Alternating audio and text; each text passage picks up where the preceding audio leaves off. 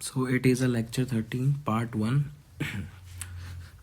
सो इसमें क्या है, हमारे पास सबसे पहले हमने शुरू किया इसको अकाउंटिंग बेस्ड वैल्यूएशन के मेथड्स से उस पर।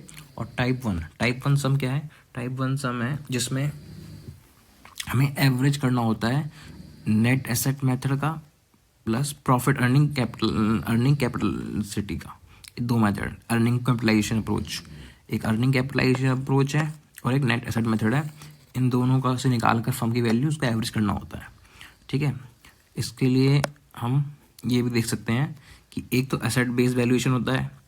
इसमें क्या क्या होता है, इसमें हमें मार्केट वैल्यूज़ गिवन होंगी तो उसकी मार्केट वैल्यू कंसीडर कर लेनी है। कंटिंजेंट लायबिलिटी को तब माइनस करना है जब क्वेश्चन में बोल रखा हो कि हाई चांसेस हैं। अगर क्वेश्चन में बोल रखा हो लो चांसेस मत करना। अगर प्रोबेबिलिटी दे रखी क्वेश्चन में तो उस प्रोबेबिलिटी को कंसीडर कर लेना। और अगर केस साइलेंट है तो डिडक्ट करो या मत करो, ये हमारी मर्जी है। बहुत बढ़िया। नॉन ट्रेड इन्वेस्टमेंट को कभी भी must be included part of valuation, हमेशा वैल्यूएशन का पार्ट बनाना। ठीक है, उसके बाद हमारा डिविडेंड अर्निंग बेस्ड वैल्यूएशन। इसमें क्या है, हमें सबसे पहले कैलकुलेट करना होगा फ्यूचर मेंटेनेबल प्रॉफिट। उसके लिए सब कुछ एक्स्ट्रा ऑर्डिनरी हटा दो, जो फ्यूचर में कुछ और नया होने वाला है वो हटा दो। और उसके बाद इसको कैपिटलाइजेशन रेट से डिवाइड कर दो और प्लस कर दो इसमें नॉन ट्रेड इन्वेस्टमेंट, क्योंकि वो फ्यूचर मेंटेनेबल प्रॉफिट में नहीं आएगी उसकी वैल्यू। ठीक है, बहुत बढ़िया। उसके बाद एक चीज़ और, जो फ्यूचर अर्निंग कैपिटलाइजेशन मॉडल से जो प्रॉफिट आता है वो हम हमेशा सोचते हैं कि वो कांस्टेंट रहेगा हमेशा। That's all about this. Now let's solve the question. So हमें क्वेश्चन नंबर कौन सा सॉल्व करना है? सबसे पहले हमें क्वेश्चन नंबर सॉल्व करना है 53। तो 53 क्वेश्चन क्या बोलता है? वो कहता है कि एस लिमिटेड की बैलेंस शीट है ये, उसमें हमें ये सब कुछ दे रखा है।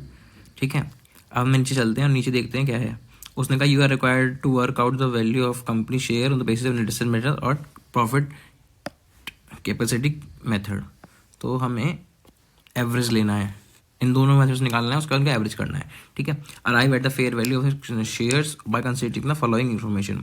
तो उन्होंने फॉलोइंग इन्फॉर्मेशन दी है, इन्होंने प्रॉफिट दे दिया इस ईयर का, जिसको हमें EBIT मानना है। ICICI वो EBIT मानता है। That's all.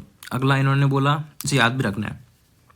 ठीक है, उसने बोला कि ये इंक्लूड करता है एक्स्ट्राऑर्डिनरी इनकम 4 लाख की, 1 लाख का investment from surplus fund and ये सब। तो ये सब हमें इसमें से हटाना पड़ेगा, राइट, क्योंकि ये सब रिकरिंग नहीं है।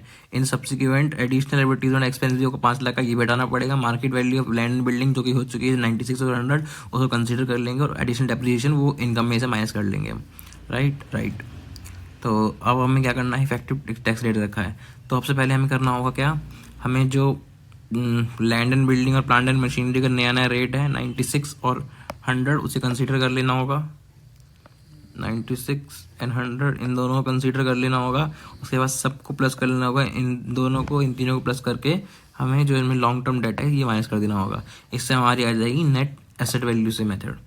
देख लेते हैं। Land building plant investment stock data cash at bank minus कर दिया लॉन्ग टर्म डेट, इससे हमारी नेट एसेट वैल्यू से हमारी वैल्यू आ गई। अब हम डिवाइड कर देंगे, ये हमारी फर्म की वैल्यू आ गई। अब इसको हम डिवाइड कर देंगे पर नंबर ऑफ शेयर से, तो हमारे पर शेयर वैल्यू आ जाएगी।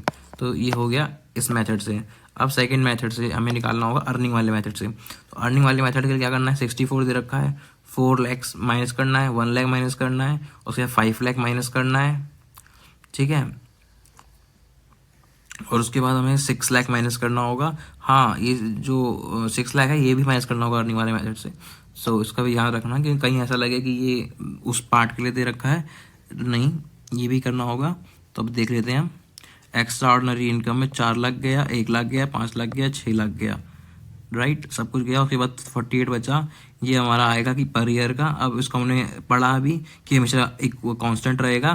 तो जो हमें रेट दे रखा होगा यहाँ पर KE का, जो कि 15% है, 15% का रेट है, उस 15% के रेट को ऐसे पोस्ट टैक्स भी करना होगा। एक चीज़ 48 आया तो उसको पोस्ट टैक्स करना होगा, पोस्ट टैक्स करके हमारे पास वैल्यू आई, उसको अब KE, क्योंकि हमें यहाँ पर ये भी याद रखना है कि हमें यहाँ पर हमेशा प्रॉफिट आफ्टर टैक्स लेना है। प्रॉफिट आफ्टर टैक्स लेना, अर्निंग कैपिटलाइजेशन अप्रोच के अंदर हमेशा प्रॉफिट आफ्टर टैक्स लेना है, प्रॉफिट आफ्टर टैक्स लेना है, प्रॉफिट आफ्टर टैक्स लेना है।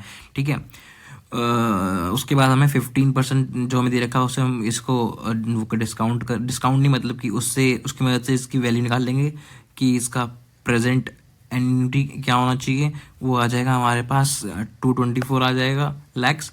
उसको आप क्या करेंगे, उसमें से डेट की वैल्यू निकाल देंगे तो हमारे पास 194 लैक्स आ जाएगी इक्विटी की वैल्यू, क्योंकि हमने EBIT लिया था और इंटरेस्ट माइनस नहीं किया है, इसीलिए हमारे पास वैल्यू ऑफ फर्म आई है, नॉट वैल्यू ऑफ इक्विटी। और हमें हमेशा वैल्यू फर्म से ही करना है इसको, तो हमारा 194 आ जाएगा। नंबर ऑफ शेयर से हम डिवाइड कर देंगे तो यहाँ भी वैल्यू आ जाएगी। अब पहले वाले और दूसरे वाले को मेथड को दोनों को प्लस करेंगे, 2 से डिवाइड करेंगे। That's all, that's your answer of this method. ठीक है, तो ये तो क्वेश्चन ईजी था। कुछ चीज़ें याद रखने लायक हैं, उनको हम याद रखेंगे। सो अब नेक्स्ट क्वेश्चन देखते हैं। तो नेक्स्ट क्वेश्चन भी इजी है और वो है क्वेश्चन नंबर 50। तो let's go to question number 50। So question number 50 क्या बोलता है? क्वेश्चन नंबर 50 बोलता है हमें कि एक्सीलेंट लिमिटेड ने रिपोर्ट किया 154 lakh profit after 30% of tax. ये 30 आफ्टर 30% है, ठीक है। An analysis of account revealed that there is extraordinary loss. हमारे पास एक्स्ट्रा ऑर्डिनरी एक लॉस है and their income include extraordinary 16 lakh की इनकम है existing operation except for the extraordinary income in future in addition to the launch. एक new product launch करेंगे तो ये उनको नया मिलेगा, ठीक है। Calculate the value of the business given the capitalization of.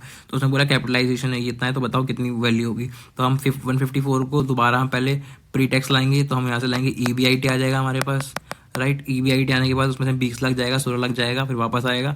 उसके बाद हमें इसको -140 इनको माइनस करके इन सब में से एक वैल्यू निकालेंगे क्या और प्रॉफिट मिलने वाला है हमें, उसमें ऐड करेंगे, उसको आफ्टर टैक्स करेंगे। उसके बाद आफ्टर टैक्स करने के बाद उसे 14% डिस्काउंट कर लेंगे। 40% की एन्युटी मतलब 0.14 से डिवाइड कर लेंगे और जो हमारा आंसर आएगा that's answer of first question. अब देख लेते हैं एक बार।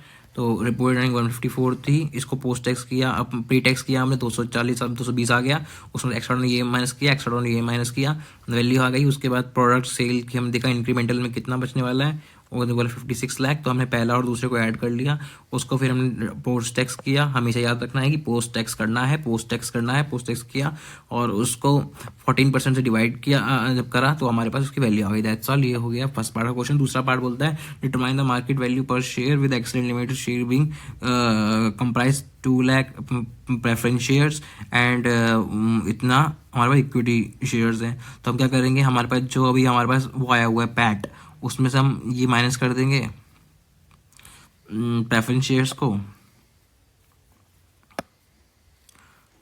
राइट। हमारे पास जो आया हुआ है इसमें से हम प्रेफरेंस शेयर्स को माइनस कर देंगे, प्रेफरेंस शेयर्स का डिविडेंड। उसके बाद जो बचेगा उसको हम डिवाइड कर देंगे नंबर ऑफ शेयर से, तो हमारे पास EPS आ जाएगा। EPS आने के बाद हमें P रेशो गिवन है क्वेश्चन के अंदर 12 का, उस P का इस्तेमाल करेंगे और उससे हम निकाल लेंगे हमारा शेयर प्राइस क्या है। That's all, that's the question and that's the answer, easy answer. That's all. Thank you for this lecture.